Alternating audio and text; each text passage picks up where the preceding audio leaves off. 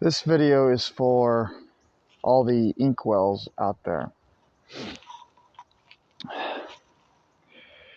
You guys need to figure out some way to cope with your life, because the court systems are depending on you failing and breaking the law. That's what they want. They want you to break the law.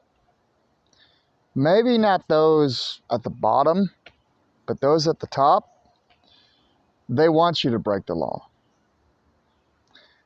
Because when you break the law, they can use you as a big pharma guinea pig experiment. They can put you on drugs that they call medicine and then blame all your problems on you. It greatly benefits them. You got to figure out some way to cope, some way. And if you're dealing with prawn addiction, if you want to stop doing prawn, this is my advice. If you FAP, do it without ejaculating and don't even edge. Just FAP and then stop and then try to wait a few hours and then do it again without edging or ejaculation. And then wait like a day and then do it again. And then progressively get to the point where you can go several days until you FAP again. And I know some of you probably want to quit FAPing if you're advocating for no FAP or semen retention, which I would say is one of the best things a man can do, especially if he is an inkwell.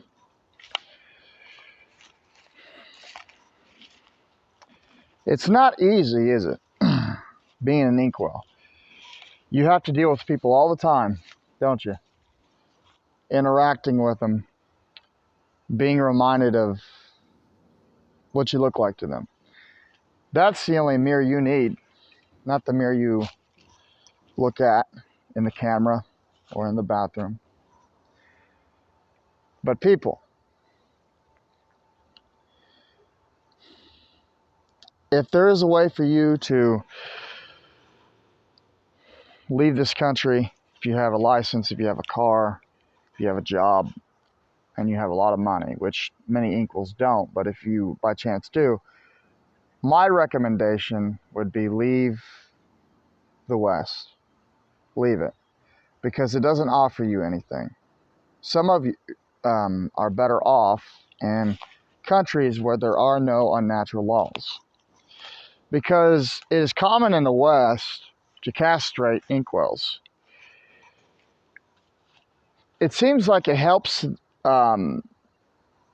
the courts when they can find some way to blame you. Because if they blame people around you, they're also blaming society. And if they blame society, the illusion of morality that society has cannot be upheld. So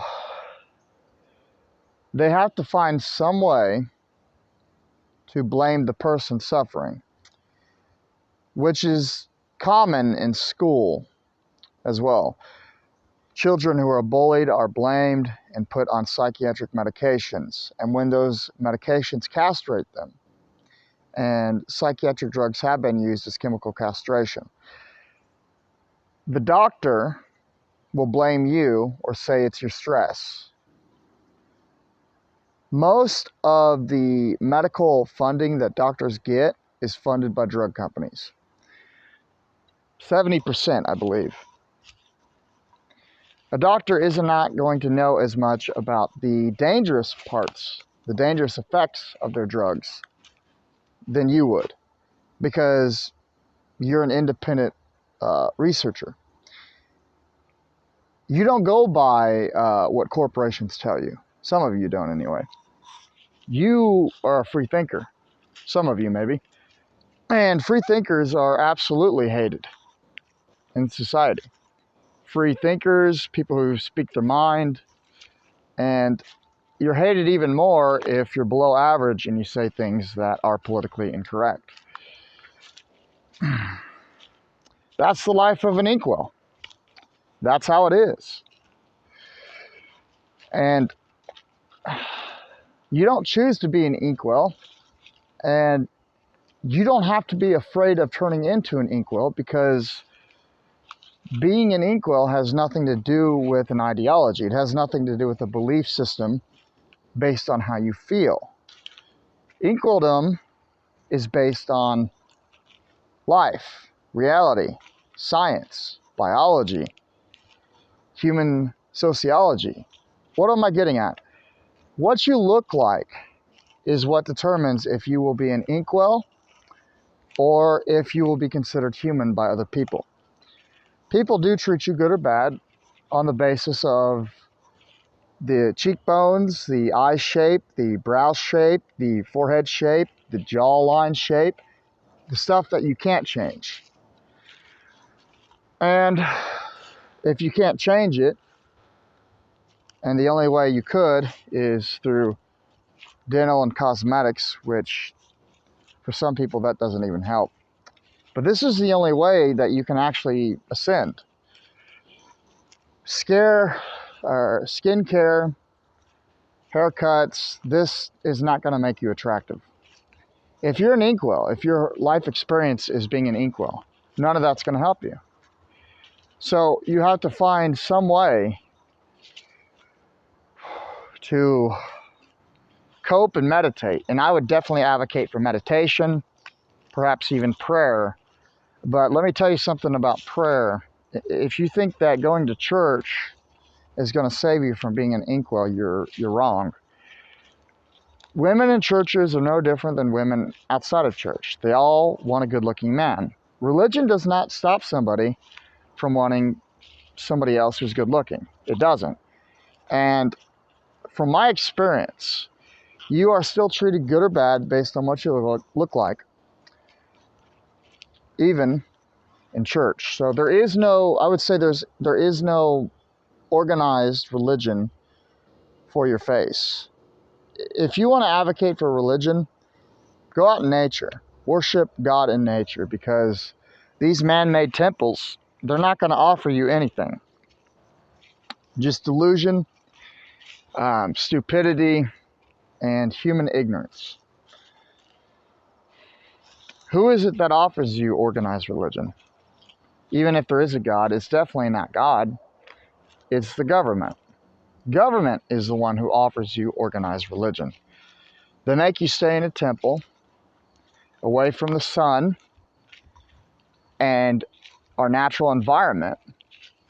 And organized religion benefits the government. And blaming you as an inkwell also benefits this government. Unfortunately, that's the case.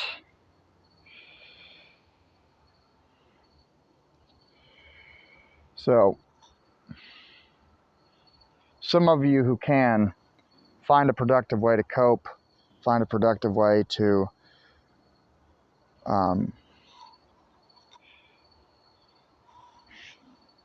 escape people. Because as an inkwell, you don't owe society any contribution. Society makes it out like you do. If you want to be uncivilized, do that away from people. And the reason society has a problem with some of you when you say that you advocate for nature and living naturally, eating natural foods, raw meat, the reason that those in society have that problem with you, well, you don't make society look good when you do these things, okay? When you don't want to be in society, it doesn't help them look good. And that's all it's about, upholding this false idea of equality and morality. And when somebody in society is a oracle of truth, they speak against it, they call it out, well, eventually that becomes a problem. I believe it was Plato in Greek philosophy who said that those who speak the truth are hated the most. Yes and no. It depends on what you look like when you do it. If you're good looking and you say things, people may not like it, but you're going to get an excuse. However, if you're not attractive looking and you speak the truth, people will hate you even more.